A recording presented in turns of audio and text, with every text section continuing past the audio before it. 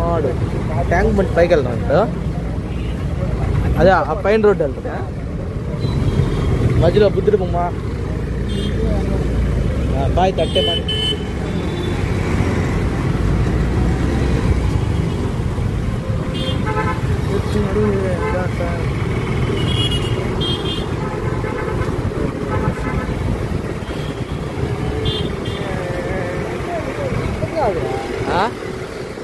Propose చేశారు నీకు చెప్పేచ్చు కదరా.